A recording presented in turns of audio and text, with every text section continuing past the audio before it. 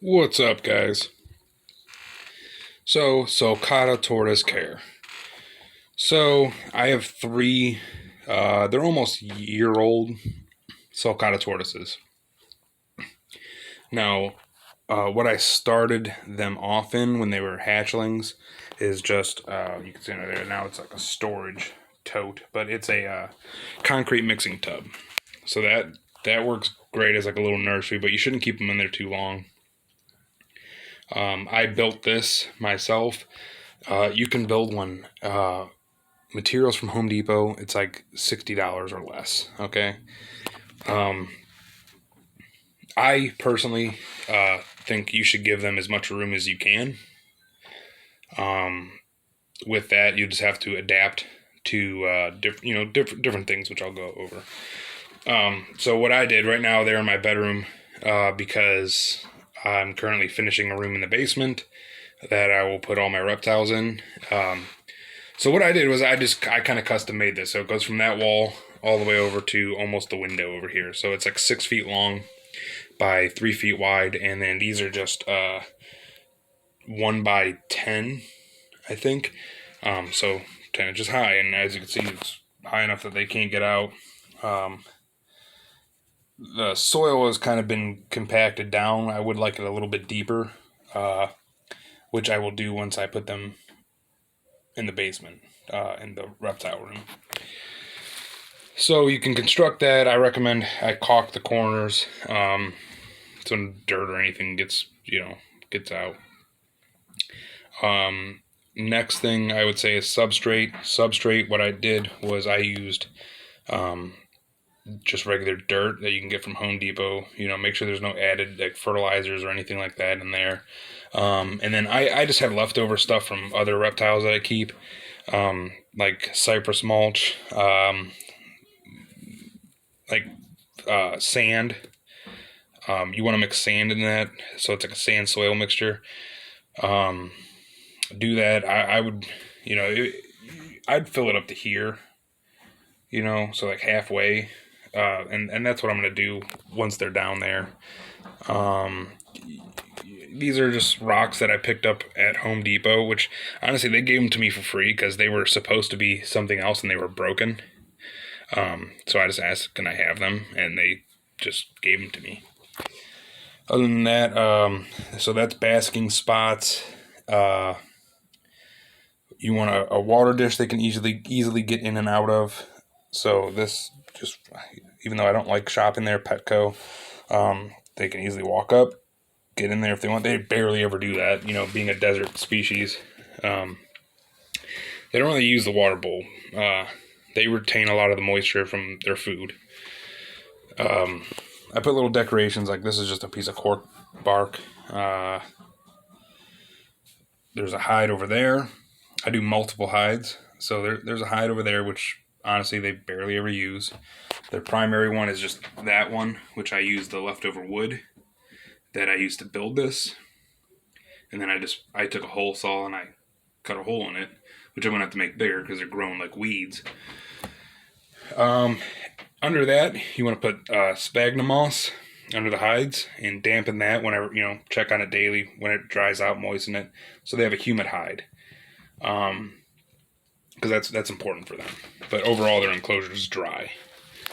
I encourage live plants in the enclosure. It's always, it's nice. It's appealing to look at, and it makes it look more natural, than just a bare box. Heating wise, so my house is a little cool. Plus, it's winter, so it's cooler, and so I have the mercury vapor bulbs, which is additional UVB and heat, over the basking spots, which the basking spots I like to keep at around 100 to 105 degrees. And then I have this is just temporary, but I just used a wire rack and put it across and put another heat spot just to boost the overall temperature of the cage. So there's not like really cool spots. And then also I did a ceramic heat emitter. So that keeps like the ambient temperature into mid to high 80s. and certain spots it's even 90s. And then there are cooler spots that dip into the 70s, high 70s, which is fine. Basking spots, I since it's a big enclosure and they are small, I do two. So there's one over there, one over here. And also same temperature there. UVB, I kind of had to come up with like a little bracket. So I have a 48-inch UVB and daylight bulb, which I recommend. I got this from lightyearreptiles.com, which I recommend. Awesome. They were awesome. This is actually a stronger UVB. This is 16%, which is high. It's actually too high for sulcatas. But the guy at Light Your Reptiles is very responsive, and he's very helpful. So I wanted a stronger one because they are going to be going into a bigger enclosure where, this can mount up higher. So I wanted it to be a little bit more potent. But basically, if you get a 16%, it needs to be 18 to 24 inches away from the surface. So that is it's okay. The percentage really doesn't matter as long as you follow the height guidelines. Because if that was 12 inches away, then we got problems. Or if it was 36 inches up, that's not good either. So you want to do that. I mist their enclosure daily, just a light misting, kind of like dew in the morning or whatever. And sometimes they'll drink it, sometimes they don't even care, but it makes me feel better. Food dish is just a terracotta dish. Home Depot's great for stuff for this, so that works. And then they tend to, when they climb in there, they like to poop and pee in it. So for that, I use chlorhexidine, and every time they do that, even if, I don't leave the food in there. If they do it, I take it out, I clean it out, put fresh food in there, which is a pain, but, that's part of keeping animals. Because you don't want them to accidentally eat it or something. And you wouldn't want to eat food with pee on it either, would you? So you got to keep up with that. They love to dig, so they burrow down in there. I recommend with tortoises this young, I recommend soaking them every other day or so. That is going to help them stay hydrated, and usually they'll flush themselves, so they'll poop. I don't soak them together. I do it individually, because if you put them all in the same bin, sometimes one will go to the bathroom immediately, and then you don't want to leave them in there with that, so you have to take them out, clean the water, disinfect, fill it back up, put them back in. So it's just easier to do it one at a time. And I say for 15 minutes or until they go to the bathroom. Because if they go to the bathroom, don't leave them in there. That's a good way to get your animal sick. Awesome pet, very rewarding. They do get big, so be aware of that. And they for a tortoise, they grow fast. I know you'll find other people that say, if you live up north, you shouldn't have them because they really should be outside. That is 100% true, unless you have means or a plan to build them an outdoor enclosure that is covered and heated, which I do. I have a construction background, so I will basically build them a large shed.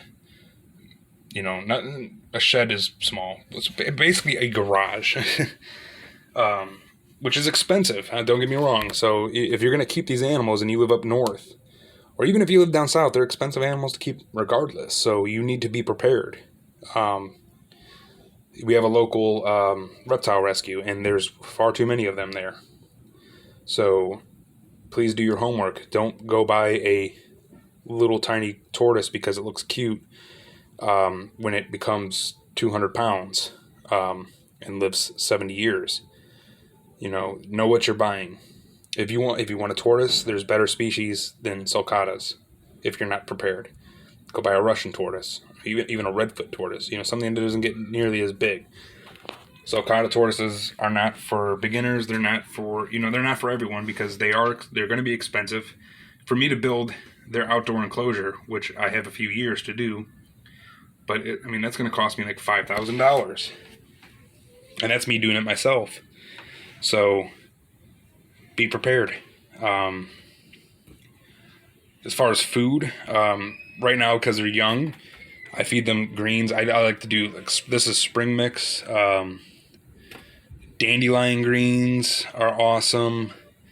They really love endive, escarole, turnip greens, mustard greens.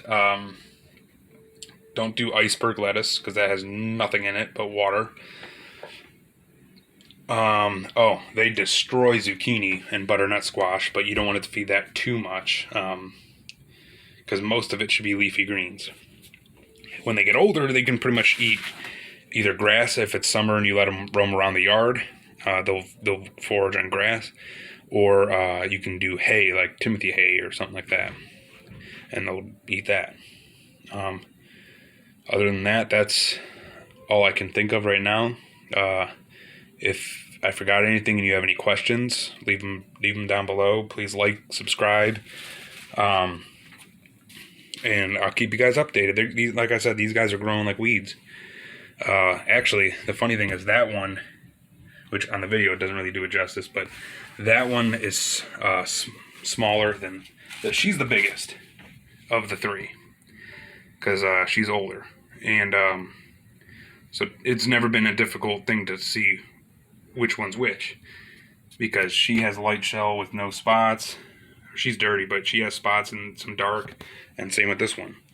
And just today, actually, I had to weigh and measure them because it blew my mind that I confused that one for this one. And that's never happened. And it's almost like this one grew overnight. And they gained like 30 grams apiece in the past month. So they're growing good. But their shells are coming out nice. They're eat like pigs. Hydration is key. Make sure you soak them. Being smaller, they will dehydrate fast. So you need to keep up on that. Like I said, any questions, leave them down below. Bye-bye.